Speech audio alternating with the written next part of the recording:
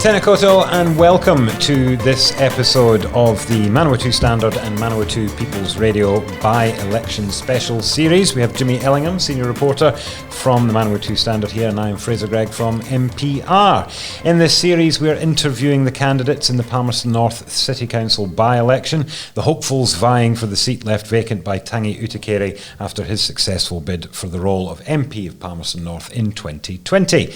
And in this episode we have William Wood. Good afternoon. G'day Fraser, g'day Jimmy. You've been campaigning for pretty much a year now. Probably far too long, I'd say. Yeah, it's been quite the experience. I didn't quite expect to be jumping into a new one this soon, but look, when the opportunity arises, it is what it is. Were you thinking this in the back of your mind during the general election, knowing that Tangi was running and had a good shot? Yeah, look, it crossed my mind, to be honest with you, but I never put too much serious thought into it. Of course, my intention was always focused on Palmerston North in the general election, but when the chance came, I took probably 3 or 4 weeks off to think about it and see if it was where I wanted to go. And the way I look at it, my values and my morals and what I believe in was the same for the general election as it is for this campaign. I want to see housing built, I want to see better infrastructure, and I want to look after our disability and elderly community. So if I can't do that as an MP, I would love to do that as a city councillor. I notice in the candidate statements, people often state whether they are independent, or whether they're part of the political party, or align with a political movement in one instance.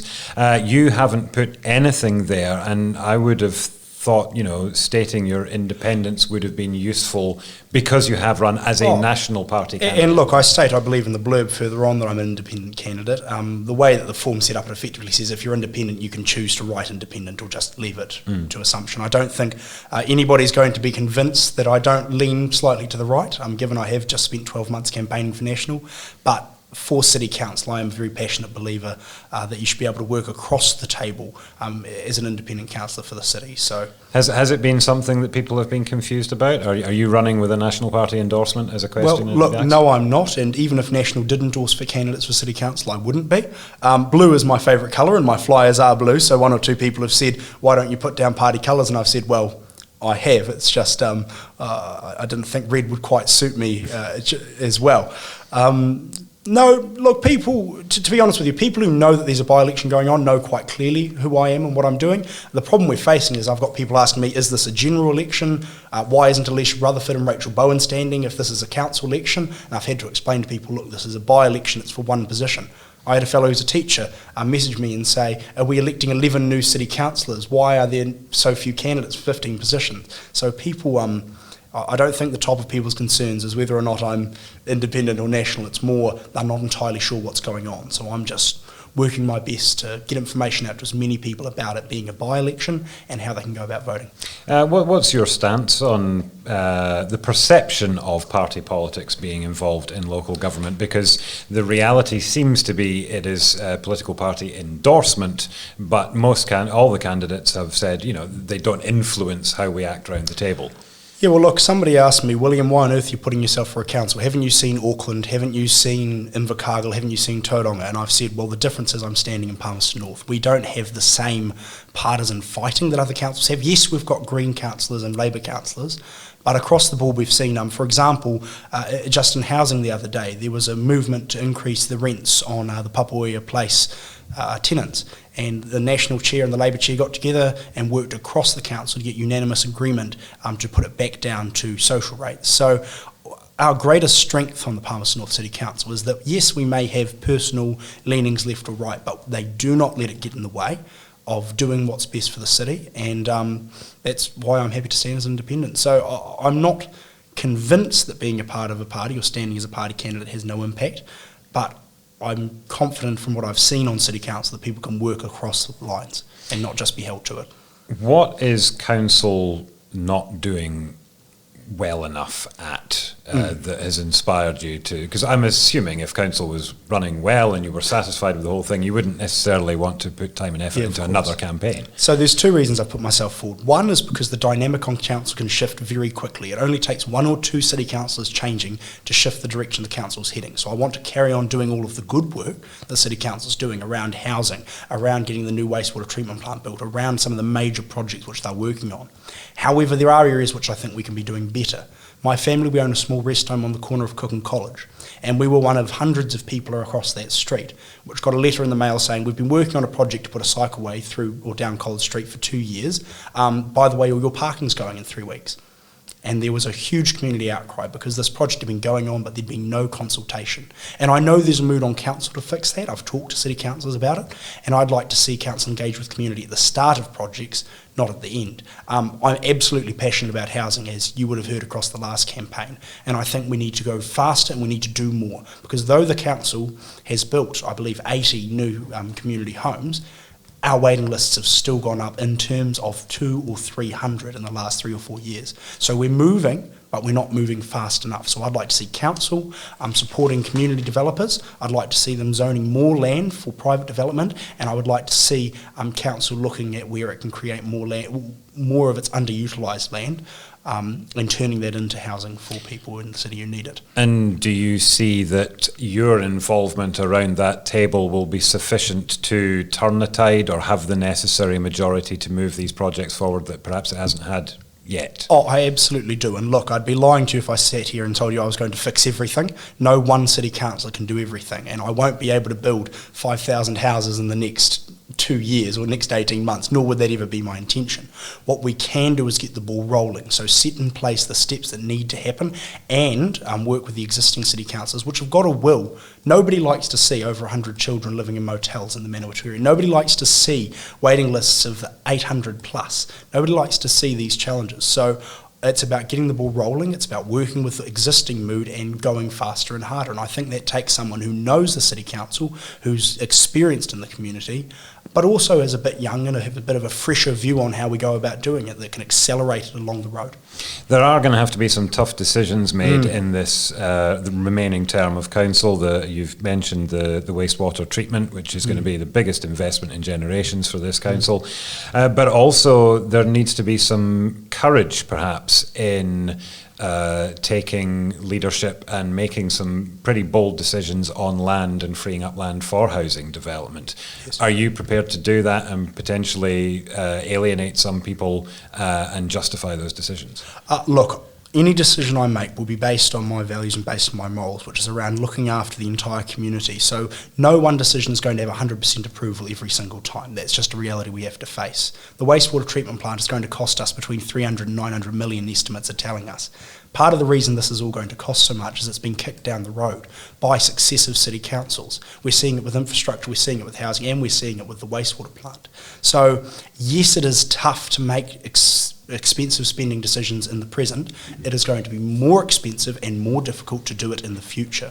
So I'm of the belief that yes, absolutely, there will be some people who aren't happy with the decisions I make and that council makes, but you've got to do it knowing that it's what's best for the city and knowing that it's going to save us money in the future and going to look after our people in the future. We have to future-proof this city, and we cannot allow ourselves to kick these investments down the road and have them snowball into an even bigger expense than what we're facing at the moment. So, I mean, a good example of what I'm suggesting is the Ashurst to Palmerston North cycleway with the one bit that's missing that cyclists have to go onto the state highway, and council have tried to make some bold things there and talking about, in essence, forcibly acquiring the land. Yes, I can't remember the technical looked into term. it yesterday. They're looking at requisition as far as I'm aware. Are we going to see more decisions like that where council are going to be bolder and use these powers instead of trying to be the sort of nice, softly approach? Look, within reason, I think there is always a place for doing things nicely and doing things softly, and it doesn't have to be cut and slash or cut and burn.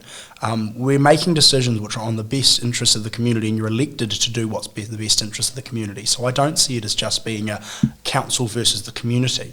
It's working alongside organisations which are already out there in touch with the community doing this work and supporting them to go faster and to go harder. So this isn't just about fighting with people, this is about doing what's right for the community as a whole, and I think in time people will see that as the best thing. In fact, even programs like the cycleway, I believe for the most part people are excited to see it, and yes, it is unfortunate for the landowners there, but in reality we've got to do what's best for everyone, and if we can increase cycling, we can increase transport between Palmerston North and Ashurst, all that's going to do is help our city grow, it's going to help our community stay connected, and it's going to help with the environment. So. I'm hoping this is an appropriate segue, but you talk about collaboration and working with other organisations. The Mayor and Deputy Mayor made a move recently to withdraw some funding from the Central Economic Development Agency to bring some of the marketing for Palmerston North back in-house. Is that a move you support? Look, I have a great relationship with the Mayor and the Deputy Mayor. I think they're good people and I think they're doing a good job. You're not going to agree with City Council 100% of the time like we were just talking about, and I personally, had I been there, would not have voted in favour of it. In saying that, I understand the reasons as to why they did it, and I respect it. And what's so important on council is you've got that respect for other people's opinions and you're able to have that dialogue and that discussion. So it's not a move I would have made, but it's a move that has been made, and now we've got to get on with the job of achieving its goal, so of increasing our marketing here locally and of doing a good job of it, so that we can do as well as CEDA did, if not better. As you said, personally, slightly more right-leaning, but economic development would be an important part of your focus or your landscape. Absolutely. And now we have a limited capacity economic development agency. That's got to be a concern for you as potentially a councillor that is responsible for ensuring that funding is used appropriately. Yeah, so look, economic development comes in multiple ways. So CEDA is one avenue in which council can work on developing our local economy, but there's other ways which we can do it, such as holding business-friendly events, such as creating strong and stable infrastructure, or such as simply making sure that we've got the houses to enable people to move into the city to take up the new jobs which are coming with our growth. So it's one avenue, and yes, it is concerning to a degree, but it's not the only avenue, and Palmerston North City Council is able to work itself on that economic development, not just with CEDA. So it's about, as an anecdote I used many times in the last campaign, is pulling all the levers we have available to us. So it's not just CEDA, it's not just PNCC, it's not just public development, it's private, it's everything that we're able to go, or everything we're able to do. If we silo ourselves into going the only way we can grow our local economy is through CEDA, or the only way we can do it is through council provision, or the only way we can do it is through private, we're not going to see the best results for the community as a whole. So I take a very balanced approach, and I lean slightly to the right, but realistically I sit quite solidly around the centre, which is why I get along so well with most of our city councillors, if not all. Just before we turn to Jimmy, you mentioned the need to consult at the beginning of projects and not at the end. Council engagement is an issue as old as council, yes. And certainly in terms of by-elections, the voter turnout is expected to be very low. Yes. What do you propose we do to reverse this trend, and particularly, as I've referenced many times, you're a young person, you've got the youth perspective. What are we going to do to get the next generation engaged, not only in voting, but also in submitting to council projects and being part of those consultations? Yep, you've got it right. So there's two aspects to it. One is voting, and I'll talk about that first, and then the second is getting more involved in the decision making in general. So in terms of voting, the first thing we need to do is increase awareness of what council does, because why would you vote for something you don't care about? Why would you vote for something you don't know about? Why would you vote for something you've never really heard of? I had an intelligent fellow who I said to him when he turned 18 during the last council election, great, you get to vote for local government. He said, what? I said, for city council. He goes, we have a council. We've got that level of that lack of understanding in our community. So the first thing is starting young, educating students while they're at high school on what council is and what it does. It's not going to fix the whole problem, but having an understanding increases people's likelihood of voting. In terms of getting people more engaged with the decision making, when council posts something on their website saying if anybody wants to submit, come out and do it on the Cycleway program that'll end up taking effect 2 years later, people live busy lives. They forget, they don't go to the effort to look at the website, and that's understandable. So the first that people had heard of, for example, the College Street or the Summer Hill Cycleway programs was when they got a letter in the mail saying your parking's going to go. So what we need to do is just that more direct outreach, in my view, and I would fight for that on councillors, sending out letters. Yep, it's time consuming, and yes, it has a cost associated with it, but I don't believe it's got as big of a cost associated with it as is reorganising and redoing programs at the end of them, because you haven't had that direct engagement at the start. So in the long run, it will save us more money and will, I believe, lead to a happier community if you engage directly at the start. When you mentioned, in essence, the teaching of civics in schools, is there a role for the City Council to do that locally, or is that yes. the Ministry of Education that should be doing it nationally? The Ministry of Education should be doing it nationally, and I was arguing for that in the last campaign amongst my peers.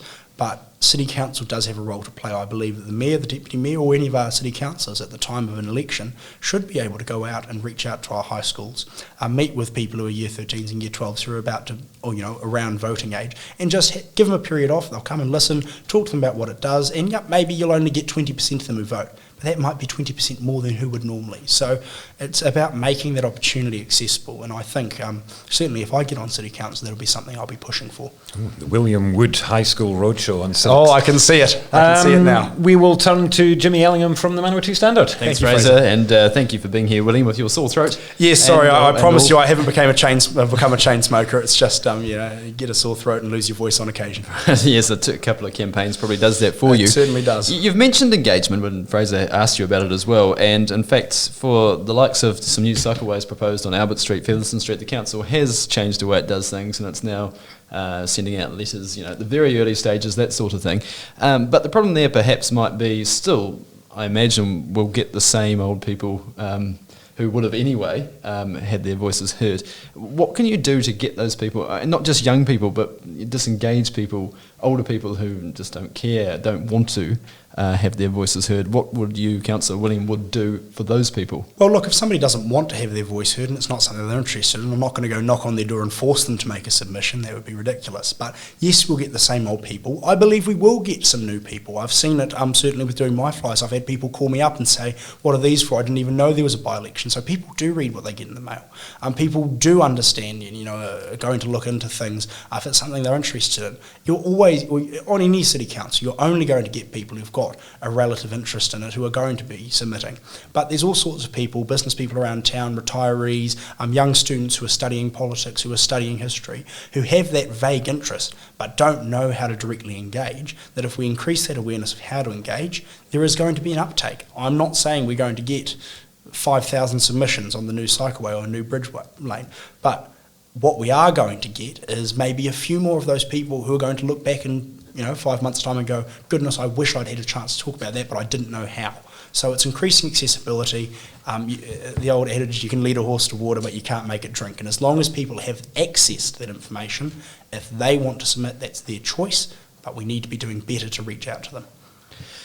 One of the things that people do engage about is social housing, and you've spoken about how there needs to be more social housing, it needs to be quicker. What's your position exactly on social housing? Should the council be building more, given that we, as you've said, we have more and more people on the waiting list for public housing, which of course is state housing rather than council-owned housing, but is this something that the council needs to jump into, given what's effectively a housing crisis? So look, we have one of the most active councils in the housing area in the country, and that is only still in the very low numbers of housing. So I think council can be doing more. I don't think council should be the primary solution. Council alone is not going to fix the housing crisis. That is a governmental responsibility, and that's something I wanted to work very strongly on in the last campaign and did work quite strongly on. Council, yes, I believe has the opportunity. They've got land available, and I won't name places because they've got land all over town where they can be building more housing, but it's not necessarily just council building them. There are all sorts of groups, Te Tihi, Homes for People, around town who want to be building community housing but simply can't afford the land cost or the land barrier, or potentially the resource consent costs and the resource consent time barriers that are in the way. So yes, council needs to make sure that it continues to increase its supply at a sensible level, but it needs to do more supporting community developers by providing them with the resources too, and making sure that there is zoning available for private developers who want to be able to build at the same time. So yes, council should be doing something, but I would like to see more support for community developers as well. Most of our readers and listeners wanted to know, they asked the question, how will you keep our rates down? Which is, it's a bit unfair in a way, isn't it? But you've described a number of things you want to see happen, and that will of course cost money. So how do you balance that, strike a balance with keeping rates affordable for people? Absolutely. Look, the council can generate rate income two ways. One is through raising rates, the other is through growing our local economy. It's the classic dynamic of city council. Rates are quite likely going to increase in the next few years, and any candidate which sits here and says that they're not going to is lying to you. With a massive multi-million-dollar cost coming up with the wastewater treatment, there will likely be an increase. But what councillors have to do is not look at that increase as a free ticket to increase as much money as they want. They have to look at it in a way of, look, rates are going to go up, how can we mitigate that as much as possible? How can we grow our economic base rather than pulling more from the same base?